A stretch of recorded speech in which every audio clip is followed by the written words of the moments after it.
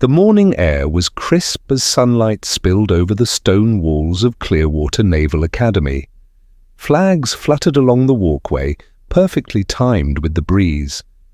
On the central lawn, white chairs had been arranged in rows with military precision, each one marked for a guest, a title, a purpose. Every corner of the courtyard had been checked, polished, approved. It was, after all, the 50th anniversary of one of the nation's most respected military academies. Jonathan Reed stood at the academy gates, adjusting his tan jacket one final time. At 85, he moved deliberately, but with purpose. He wasn't wearing a uniform, no medals pinned to his chest, no hat tucked under his arm. Just a plain white dress shirt, sleeves buttoned, collar pressed. His khakis were clean if a little worn at the cuffs. His shoes, leather oxblood, shone like mirrors despite their age. He was alone. No family, no assistant, no cameras following his steps. In one hand, he carried a folded program he'd printed himself at the local library. In the other, a soft canvas pouch, frayed at the edges. He'd taken the 6 a.m. bus from Cedar Falls, Iowa, the kind that still stops at diners with cracked Formica tables and offers free coffee refills if you wait long enough. Jonathan had left his home at dawn with one mission: to attend the Academy's 50th anniversary. Not to be seen, not to be celebrated, just to be there. As he approached the entrance, cadets in spotless dress whites stood at attention. Retired admirals greeted old friends with quiet nods. A brass quartet rehearsed near the west steps. Camera crews adjusted their tripods. Across the front row, names had been carefully printed and laminated, each corresponding to a war hero, a dignitary, or a donor whose name adorned a building on campus. "Good morning, sir." "Last name?" A young staff member glanced up from his clipboard. "Reed," Jonathan said, his voice calm but worn. The staffer flipped through several pages, nodded, and smiled. "Yes, Jonathan Reed, you're in the front section, right this way." Jonathan thanked him with a slight tip of his head and began walking toward the reserved seats near the podium. But then something subtle happened. From the left, a cluster of junior officers, 3 men and a woman, all under 30, turned toward him as he approached. They were mid-conversation, laughing about something from officer candidate school. One of them, a young lieutenant with a buzz cut and sharp blue eyes, stood up when he saw Jonathan aiming for the row ahead. "Excuse me, sir," the lieutenant said, polite but measured. "These seats are actually reserved for distinguished guests. The general public is over that way." Jonathan paused. He looked down at the printed program in his hand. His name was clearly marked on the list, row 1, seat 3. But he didn't raise it, didn't explain, didn't argue. He looked up at the officer and nodded once. No problem. Without another word, he turned, walked several steps back, and found an empty seat near the rear edge of the courtyard. No one noticed the slight tremble in his hands as he sat down. No one paid attention to the faded Marine Corps pin near his collar. They saw an old man out of place, wearing the wrong jacket in the wrong row.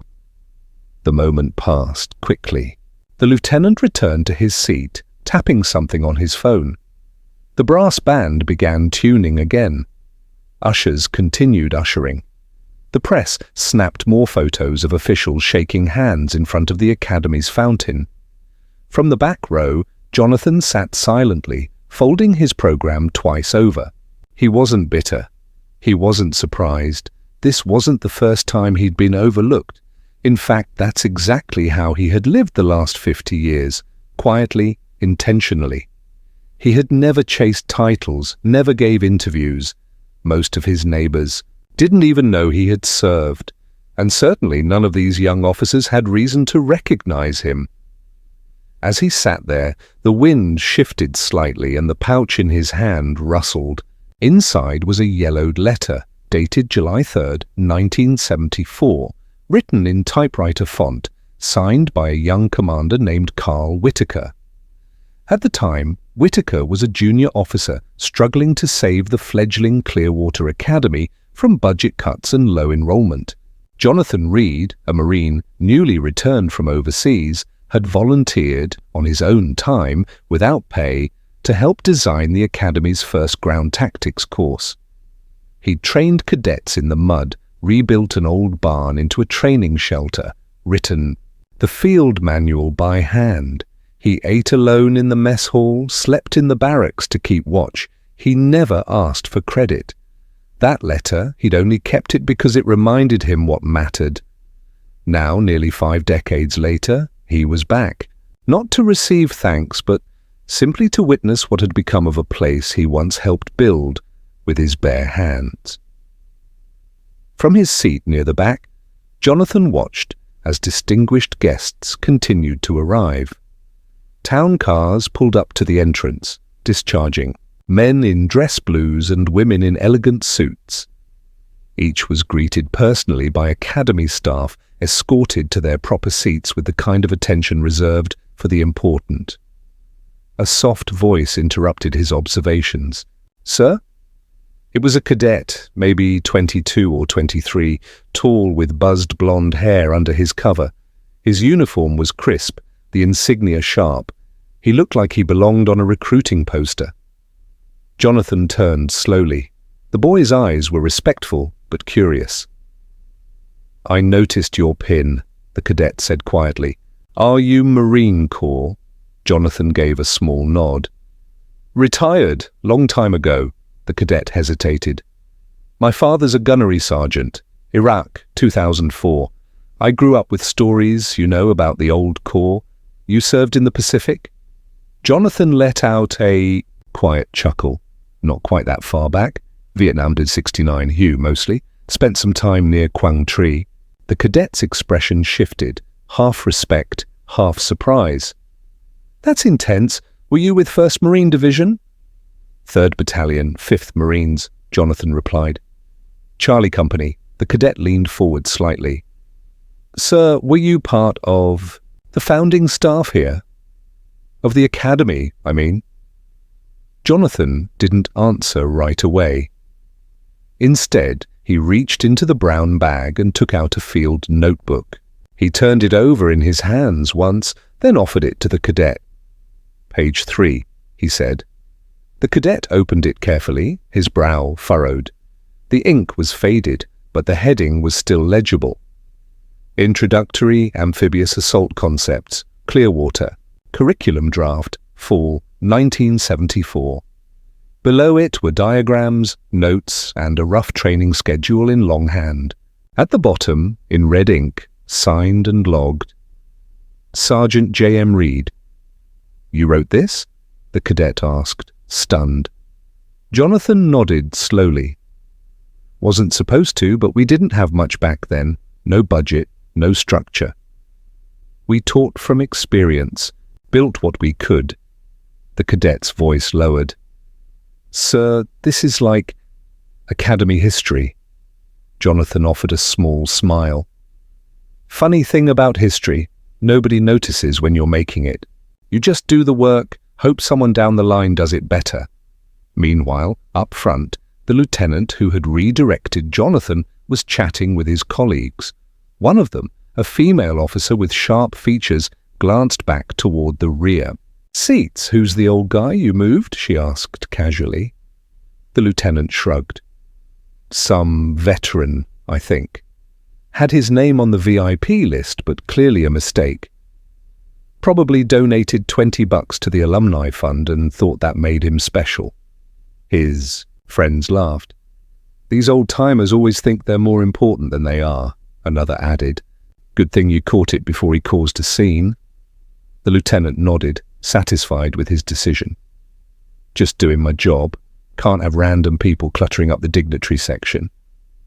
Back in the rear, the cadet was still studying the notebook.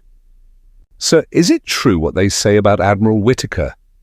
Jonathan turned his eyes toward the stage being prepared ahead. "You mean, did I pull him out of a blown-up jeep in the Philippines?" "Yeah, that happened. The cadet's jaw tightened. And no one here knows? Jonathan shook his head. Most wouldn't believe it anyway. But why? Why didn't you ever tell anyone? The old Marine smiled again, not bitter, not proud, just still. Because it was never about me. The cadet looked at the notebook again, then back at Jonathan. There was something building in his expression, a kind of quiet indignation that young people feel when they first encounter real injustice. That lieutenant up front, the cadet said carefully. He didn't know, did he? Jonathan held up a hand, cutting the thought short. It's all right. He's, not the story. But even as he said it, Jonathan felt a familiar weight settling in his chest. The same feeling he'd carried for 50 years, being present but invisible, contributing but uncredited, serving but unrecognized. It wasn't new, but today, sitting in the shadow of a place he'd helped create, it felt heavier somehow as our ceremony preparations continued. The lieutenant's dismissive comments began to spread through the front rows like ripples in still water. During a brief break in the proceedings, he found himself in conversation with several academy instructors. Had to redirect some old-timer earlier, he mentioned casually. These veterans sometimes get confused about protocol, thought he belonged in the VIP section. One of the instructors, a Commander Phillips, raised an eyebrow. What was his name? Reed, I think. Jonathan Reed. Probably some guy who did a tour in the 70s and thinks that makes him special. Commander Phillips paused, his coffee cup halfway, to his lips. The name sounded familiar, but he couldn't place it. After a moment he shrugged and moved on to other topics. Meanwhile, the whispers continued. Did you hear about the old guy who tried to sit up front? Yeah, Lieutenant Mason handled it well. These old-timers need to understand their place. The young cadet sitting beside Jonathan overheard fragments of these conversations. His name was David Kim, and he was in his final year at the academy. Unlike his peers, David had spent countless hours in the academy's archives, researching the institution's early history for his senior thesis. Sir, David said quietly to Jonathan, would you mind if I asked you something? Jonathan nodded.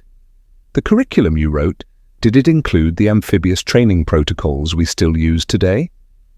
Modified versions, I imagine, Jonathan replied. Things evolve, David's eyes widened.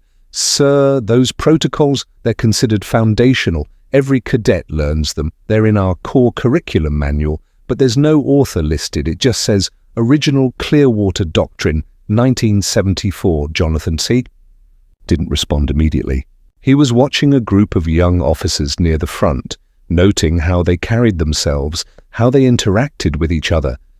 There was confidence there, but also a certain arrogance that came from never having been truly tested.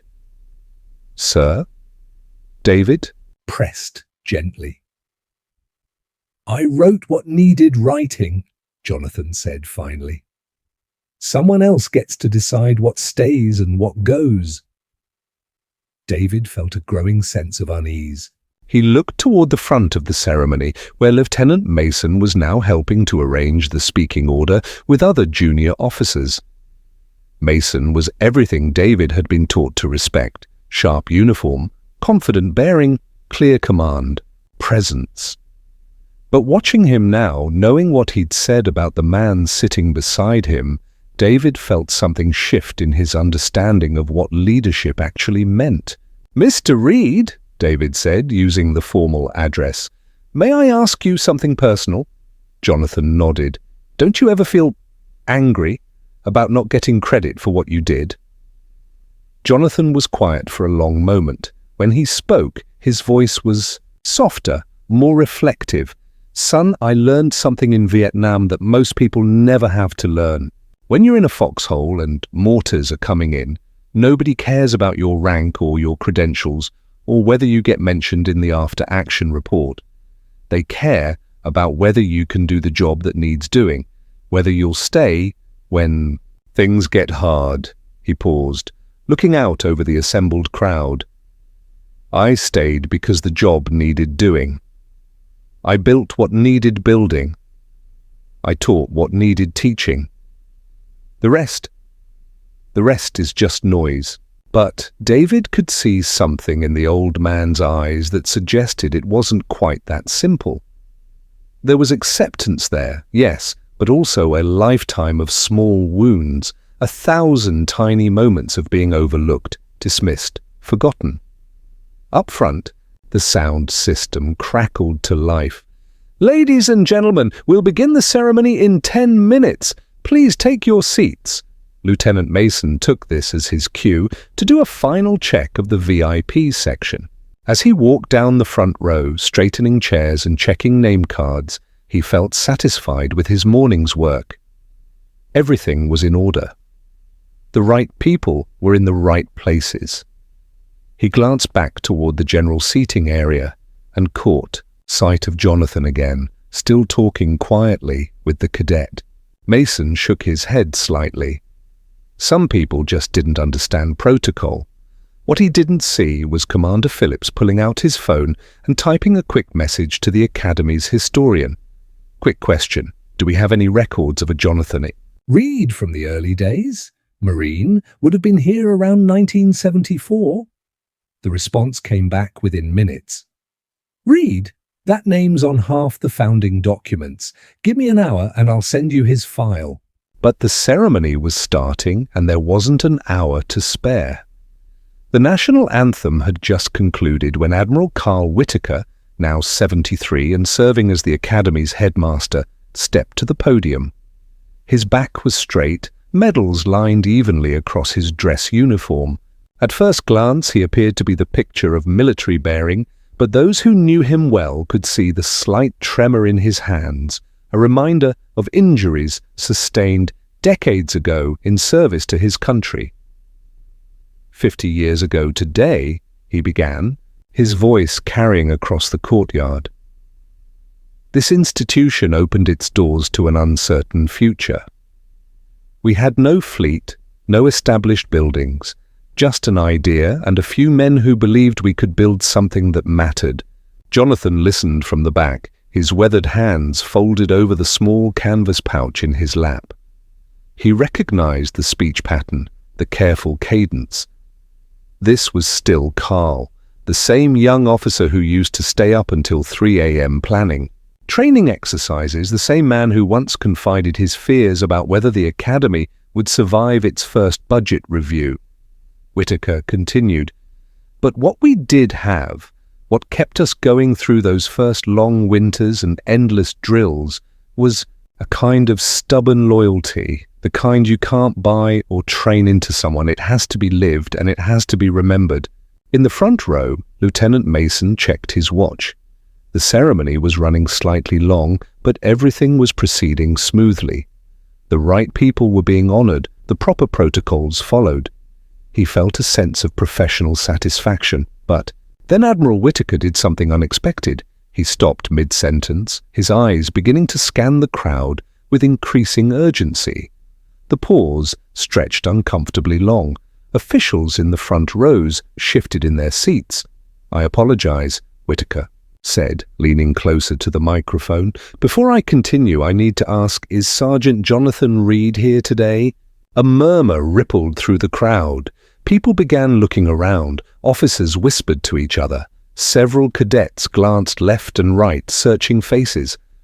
Lieutenant Mason felt a cold knot form in his stomach. That name, Jonathan Reed. The same old man he'd redirected earlier, the one he'd dismissed as confused, irrelevant. In the back row, Jonathan remained perfectly still. David Kim, the cadet beside him, started to raise his hand, but Jonathan gently placed a hand on his arm. "Sir?" David whispered urgently. "He's calling for you." Jonathan shook his head slightly. "Let it be." But David had spent too many months researching the Academy's history, had read too many documents with Jonathan's name on them. He understood now, with crystal clarity, what was happening. The man beside him wasn't just any veteran. He was one of the Academy's founding fathers, sitting in the back row because a junior officer had decided he didn't belong. The silence stretched on. Admiral Whittaker stepped away from the podium, his eyes continuing to search the crowd. His voice, when he spoke again, carried a note of genuine distress. Jonathan Reed was supposed to be in the front row today. He was personally invited. If he's here, that's when David Kim made his decision. Despite Jonathan's restraining hand, he stood up and pointed toward the elderly Marine beside him. "He's here, sir," David called out, his young voice carrying clearly across the hushed courtyard. "He's right here." Every head turned. Cameras swiveled. Admiral Whittaker's gaze followed David's gesture and landed on a figure in the back row. An old man in a tan jacket, sitting with quiet dignity despite being relegated to the general seating. For a moment that seemed to stretch into eternity, the two men looked at each other across 50 years of history. Admiral Whittaker's face went through a series of emotions, recognition, then shock, then something that looked very much like anguish. Without another word, Whittaker stepped down from the podium and began walking across the gravel path toward the back of the courtyard. The crowd parted instinctively as he passed, dress uniforms and formal gowns shifting aside to create a clear corridor. Lieutenant Mason watched in growing horror as he realized what was happening. The old man he'd dismissed, the veteran he'd treated as an inconvenience, was the guest of honor. His commanding officer, the headmaster of the entire academy, was walking across the entire ceremony to personally retrieve him. As Admiral Whittaker reached the back row, he stopped directly in front of Jonathan. The old Marine slowly stood up, and the two men faced each other, one in full dress uniform covered with ribbons and medals, the other in a simple tan jacket with a faded Marine Corps pin. Whittaker's voice, when he spoke, was barely audible, but somehow carried to every corner of the suddenly silent courtyard. "Johnny, I'm so sorry. You should never have been sitting back here." Jonathan's response was equally quiet, but just as clear. "It's all right, Carl. I'm here now." The breaking point had arrived. 50 years of quiet service, of unrecognized sacrifice, of building something important, and then stepping aside. It all crystallized in this moment. Not in anger or bitterness, but in the simple dignity of an old soldier finally being seen for who he truly was. What happened next was not planned, not scripted, but it unfolded with the precision of a military operation that had been 50 years in the making. Admiral Whittaker, without removing his gaze from Jonathan, did something that made the entire courtyard hold its breath. He took a step back, came to attention, and rendered a perfect military salute, crisp, precise, held with absolute stillness.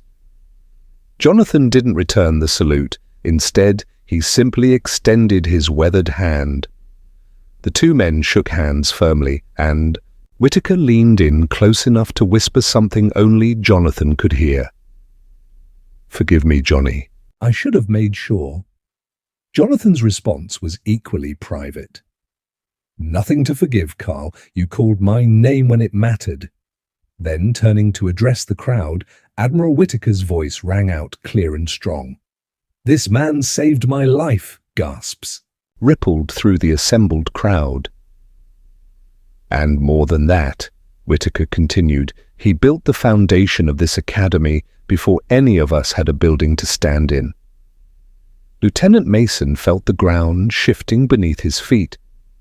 Around him, other officers were beginning to understand the magnitude of what had happened. The confused old veteran they'd heard about, the man who'd been redirected from his rightful seat, was Jonathan Reed, a name that appeared on documents throughout the Academy's archives.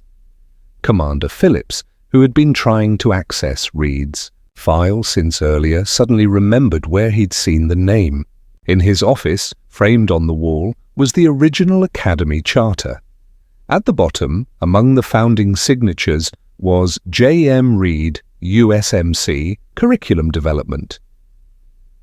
As if reading his thoughts, Admiral Whittaker gestured toward the stage. "Jonathan, you've waited long enough." But Jonathan shook his head gently. "Carl, this is your day, your ceremony." "No," Whittaker replied firmly. "This academy exists because of people like you. People who built something and never asked to be thanked." He paused, looking out over the crowd. "But it's about damn time. We did." David Kim, still standing beside Jonathan's now empty seat, felt a surge of something he'd never experienced before, the raw power of justice delayed but not denied. Around him, other cadets were beginning to understand what they were witnessing. This wasn't just ceremony, this was history correcting itself. In the front row, Lieutenant Mason's fellow officers were starting to distance themselves from him. Small gestures, a step away, the avoided glance, a cleared throat. Word was spreading quickly through the ranks about what had happened, and no one wanted to be associated with the officer who had dismissed a founding father of the institution. Mason himself stood frozen, his mind racing through every word he'd said, every dismissive comment he'd made. The confused old-timer who didn't understand protocol was Jonathan Reed, the man whose tactical training methods were still taught to every cadet, the man whose curriculum had shaped thousands of naval officers over 5 decades. Admiral Whittaker began walking back toward the stage with Jonathan beside him. As they passed through the crowd, something remarkable happened. Without any order being given, without any protocol being followed, officers and cadets began to stand. Not the formal, rigid attention of military ceremony, but something deeper, a kind of organic recognition of sacrifice acknowledged. First one cadet stood, then another, then an entire row of junior officers. Within moments, the entire courtyard was on its feet, not in commanded unison, but in spontaneous tribute. Jonathan walked steadily beside the Admiral, his eyes forward, his bearing still carrying traces of the Marine he'd been 50 years earlier. He wasn't basking in the attention. If anything, he seemed slightly uncomfortable with it. But he kept walking, kept his head up, because sometimes the best fight back isn't about anger. It's about quiet dignity refusing to be diminished. As they reached the stage, Admiral Whittaker paused and looked back at the crowd. When he spoke, his voice carried a weight of command earned over decades of leadership. "Ladies and gentlemen, I want you to remember this moment. Not because of what happened here today, but because of what almost didn't happen. We almost let one of our founders sit in the back row unrecognized and unacknowledged because we failed to look beyond appearances." He turned to Jonathan. "We failed you today, but we won't fail your legacy." The fight back had begun, not with weapons or harsh words, but with the most powerful force in the military arsenal, truth finally spoken aloud. Admiral Whittaker gestured for Jonathan to step forward to the podium. The old Marine hesitated for just a moment, then moved to the microphone. The courtyard fell absolutely silent, not the commanded silence of military formation, but the reverent quiet of people witnessing something historic. Jonathan looked out, over the sea of faces, taking in the uniforms, the medals, the carefully arranged dignity of the ceremony. Then his eyes found Lieutenant Mason in the front row. There was no anger in his gaze, no accusation, just a steady, measuring look that seemed to see right through pretense to character. "I didn't come here to give a speech," Jonathan began, his voice carrying clearly despite its quietness. "I didn't come to be honored or recognized. I came to remember." He reached into his shirt pocket and pulled out a small folded piece of paper. 3 names are written here. They were cadets in the first class I helped train at Clearwater. Smart young men, brave young men. They gave everything before the world ever got a chance to know their faces. The paper rustled slightly in the morning breeze as he unfolded it. That's why I came back today. Not for applause, not for a ceremony. I came because some things are only remembered if someone is willing to keep remembering. As Jonathan spoke, phones were being pulled out discreetly throughout the crowd. A quick Google search of Jonathan Reed Clearwater Academy was yielding results that made several officers go pale. News articles from the 1970s about the Academy's early struggles, historical documents showing Reed's contributions to curriculum development, a 1975 newspaper clipping with the headline, "Marine Volunteer Saves Struggling Naval Academy." Commander Phillips had finally accessed Reed's full file from the Academy's archives. What he read made his hands shake slightly. Sergeant Jonathan M. Reed, USMC, retired, volunteer instructor, 1974-1978, developed foundational curriculum for amphibious operations, small unit tactics, and leadership under fire. Credited with saving the Academy from closure during budget crisis of 1975. Declined all offers of permanent position and compensation. Current status, whereabouts unknown. Phillips looked up from his phone toward the stage where Jonathan was carefully refolding his piece of paper. Whereabouts unknown indeed. He'd been sitting in the back row, dismissed by a junior officer who couldn't see past a wrinkled jacket. Lieutenant, Mason felt every eye in his vicinity burning into him. Fellow officers who had been chatting amicably with him earlier were now maintaining careful distance. His commanding officer, Colonel Harrison, had moved several seats away and was studiously avoiding eye contact. The social media posts were already beginning. Cadets and junior officers who had witnessed the exchange were quietly sharing the story. You won't believe what just happened at the Clearwater ceremony. A founding father of the Academy was told he didn't belong in VIP seating. Admiral Whitaker just publicly honored a man who was dismissed by his own officers. But the real devastation was happening in the official channels. The Academy's Public Affairs Office was receiving calls from journalists who had picked up the story from social media. The Commandant of the Marine Corps office was asking questions about why a decorated Marine veteran had been treated poorly at a naval ceremony. The Secretary of the Navy's staff was requesting a full report. Admiral Whitaker, watching the ripple effect spread through the crowd, made a decision that would seal Lieutenant Mason's fate. He stepped back to the microphone. "Before we continue," he announced, "I want to address what happened here today. Sergeant Reed was invited as a guest of honor and was assigned to the front row. Through a failure of protocol and, more importantly, a failure of recognition, he was asked to move to the back." The crowd stirred uncomfortably. This was not the sanitized version of events they had expected to hear. This failure occurred because we have forgotten that honor is not always worn on the outside, Whitaker continued. Sometimes it walks quietly among us, and we miss it because we're looking for the wrong things. Lieutenant Mason's career was unraveling in real time. The dismissive comments he'd made earlier were being repeated throughout the crowd. These old-timers need to understand their place. Probably donated $20 and thought that made him special. Each word was becoming a nail in the coffin of his military advancement. Colonel Harrison finally approached Mason, his face grave. "Lieutenant, you and I need to have a conversation, immediately after the ceremony." Mason nodded, unable to speak.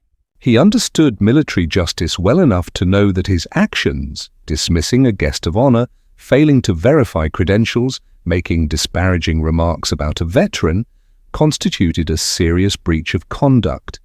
In the age of social media and instant communication, His failure wasn't just personal. It was becoming a public relations disaster for the entire academy. The downfall had begun, spreading outward like cracks in ice, and there would be no way to stop it now. Admiral Whittaker waited for the murmurs to die down before making his final, devastating move. He had spent 50 years in military service, and he understood the power of timing, of choosing the precise moment to deliver the killing blow. "I want to tell you about the first time I met Jonathan Reed," he said, his voice carrying across the now completely silent courtyard. "It was 1974 in the Philippines. I was a young lieutenant, cocky and inexperienced.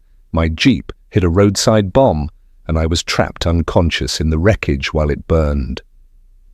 Lieutenant Mason felt his knees go weak. He had heard this story before. It was part of Admiral Whittaker's legend, told in hushed tones throughout the Navy. But he had never known the identity of the Marine who had pulled the future admiral from the flames. "A Marine sergeant I'd never met risked his life to drag me out of that burning vehicle," Whittaker continued. "He saved my life, refused medical attention for his own burns, and disappeared back to his unit before I could properly thank him. That Marine was Jonathan Reed." The crowd was riveted now, understanding that they were witnessing something far more significant than a routine ceremony. 6 months later, when I was assigned to help establish this academy, we were failing. No funding, no credibility, no curriculum worth teaching. I was a 26-year-old officer trying to build a military institution, and I was drowning. Whittaker's eyes found Jonathan on the stage beside him. That's when Sergeant Reed showed up. He volunteered to help. No pay, no credit, no recognition. He wrote our first tactical curriculum by hand. He built our training facilities with salvaged materials. He taught our first class of cadets everything they needed to know about becoming leaders. The Admiral's voice grew stronger, more commanding. Every officer who has graduated from this academy in the past 50 years has been trained using methods that Jonathan Reed developed. Every successful operation conducted by our graduates carries his influence. Every life saved by their competence and leadership traces back to lessons this man taught in a converted barn with borrowed equipment. Admiral Whittaker turned to face Lieutenant Mason directly. The young officer felt the full weight of 5 decades of military authority focused on him like a laser. Today, this man, this hero, this founder of our institution, was told he didn't belong in the front row. He was dismissed by an officer who couldn't see past his civilian clothes to recognize the warrior beneath. The courtyard was so quiet that the rustle of flags in the breeze sounded like thunder. Lieutenant Mason's face had drained of all color. He was standing at attention now, though no one had ordered it, his body's instinctive response to being dressed down by superior authority. "Lieutenant Mason," Admiral Whittaker said, his voice carrying across the courtyard like a blade. "Front and center." Mason's legs felt like lead, but military training took over. He marched to the front of the stage, came to attention, and rendered a perfect salute. His voice, when he spoke, was barely above a whisper. "Yes, sir." "Lieutenant, you will explain to this assembly and to Sergeant Reed exactly what you said when you asked him to move from his assigned seat." Mason's throat was dry as desert sand. He could feel the eyes of hundreds of people boring into him, officers, cadets, dignitaries, reporters, the phones recording everything, his career, his reputation, his future, all hanging in the balance. "Sir," he began, his voice cracking slightly, "I told Sergeant Reed that the front seats were reserved for distinguished guests and that general public seating was in the back. And what assumptions did you make about Sergeant Reed?" Mason closed his eyes briefly, knowing that his next words would define the rest of his life. I assumed he didn't belong with the VIP guests, sir. I made that assumption based on his appearance." "And what did you say about him to your fellow officers?" This was the moment of complete destruction. Mason could lie, could try to minimize the damage, but he was facing a man who had built his career on honor and integrity. There was only one choice. I said that old-timers sometimes get confused about protocol. I said he probably donated $20 and thought that made him special. I said these veterans need to understand their place.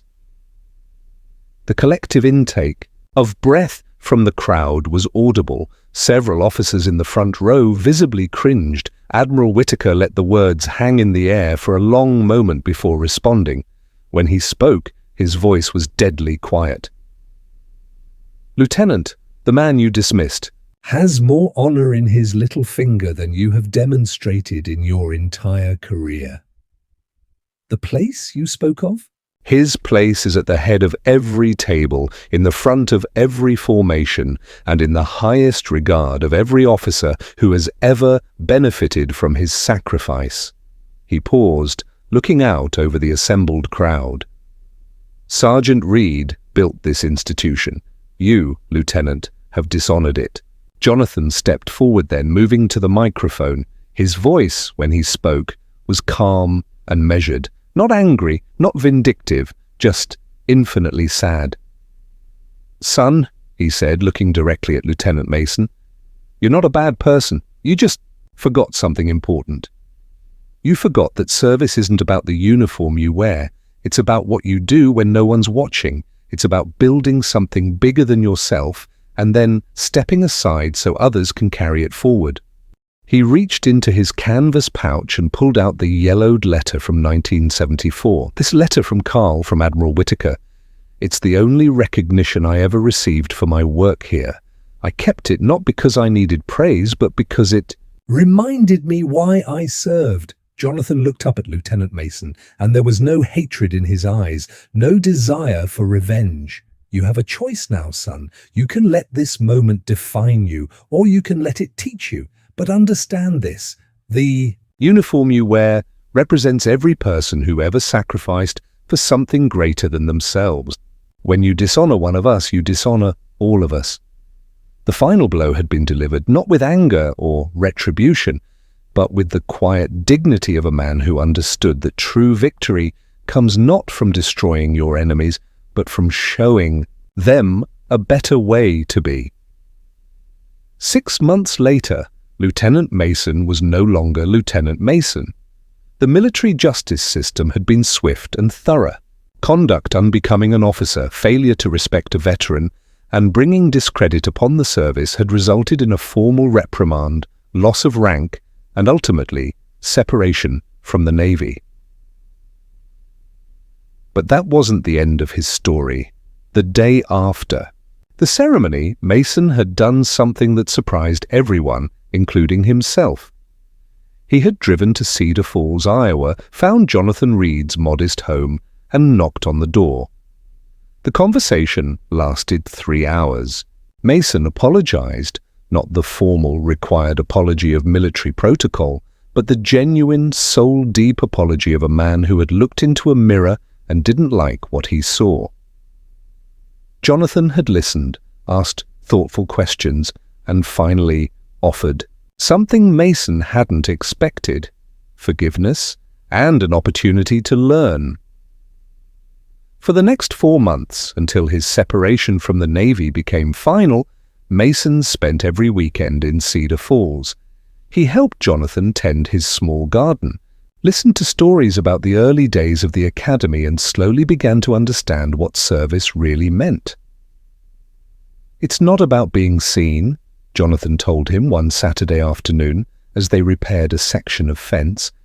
"It's about seeing what needs to be done and doing it, whether anyone notices or not."